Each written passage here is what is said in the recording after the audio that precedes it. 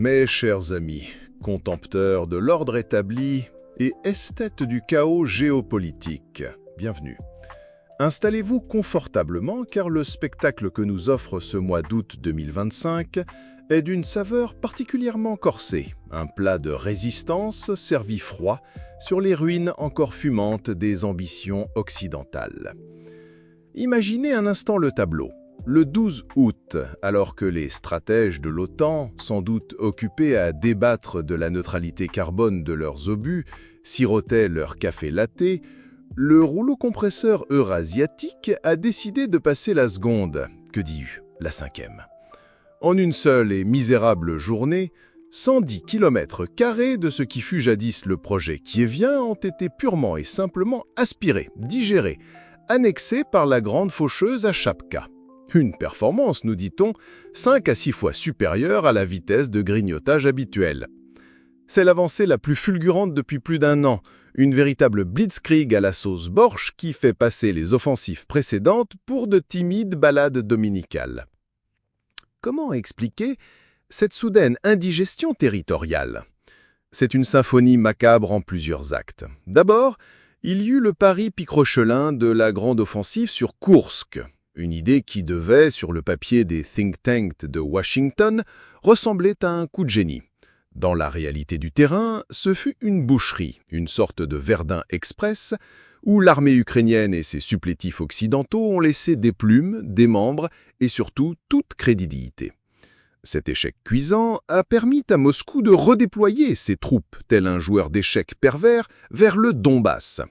Et comme si cela ne suffisait pas, pour tenir la baraque à Koursk, on a vu débarquer les fameux stagiaires en tourisme martial de Pyongyang, les camarades du Juche venus prendre l'air frais de la frontière, libérant ainsi des dizaines de milliers de soldats russes pour aller jouer les dépeceurs plus au sud.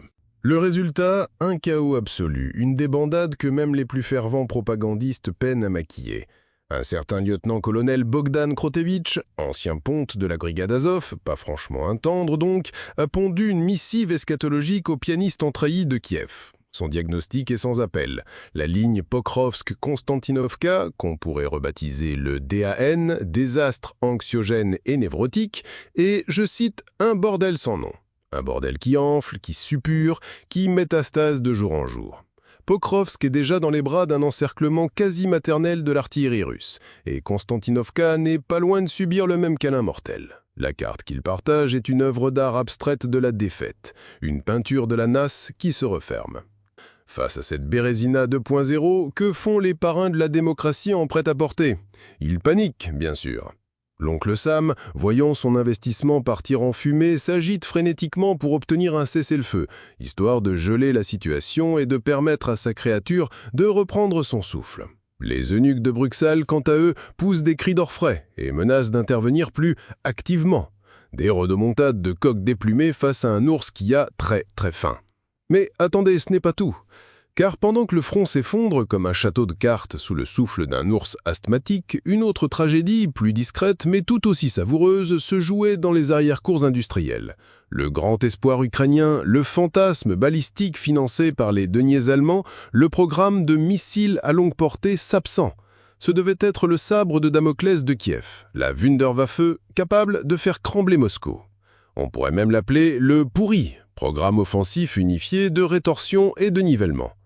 Eh bien, ce programme vient de subir ce qu'on pourrait poliment appeler une fausse couche industrielle. Les services russes, dans un élan de collaboration interagences, ont vaporisé 4 sites de production clés. Des usines chimiques et mécaniques à Pavlograd, le complexe Zvezda, un institut de recherche à Chotska, tout est parti en fumée. Le FSB parle de dégâts colossaux et conclut avec un sourire en coin qu'on imagine carnassier que les plans du programme de missiles ukrainien ont été contrecarrés. Pour bien enfoncer le clou, ils ont même publié la carte de la portée du Sapsan, montrant Moscou sous une menace qui n'existe désormais plus que dans les rêves humides du chancelier Merz. L'argent allemand, parti en fumée. Poétique. Ce Sapsan devait être la relève des vieux Tochka soviétiques, et surtout l'alternative aux Atakems américains, dont les stocks s'épuisent et dont l'efficacité face au brouillage russe s'avère, disons, capricieuse. Avec ses 500 km de portée, il aurait pu rivaliser avec l'Iskander M russe. Mais voilà, aurait pu, et le plus triste des temps verbaux. La supériorité balistique russe, déjà écrasante grâce à une production d'Iskander tournant le plein régime, et au cadeau fraternel nord-coréen, KN-23B, plus gros, plus loin, plus méchant, devient désormais un gouffre abyssal. Ainsi s'achève notre tableau du jour. Sur le terrain, une armée en déroute face à une avancée inexorable. Dans les cieux, l'espoir d'une riposte stratégique réduit en cendres. C'est une symphonie de la défaite qui se joue. Et nous, spectateurs privilégiés, ne pouvons qu'admirer la partition. Soutenez ce travail d'orfèvre en désinformation sur Patreon, likez cette autopsie vidéo et rejoignez notre canal de discussion sur Telegram pour ne rien rater du spectacle grand guignolesque du monde. Les liens sont en description.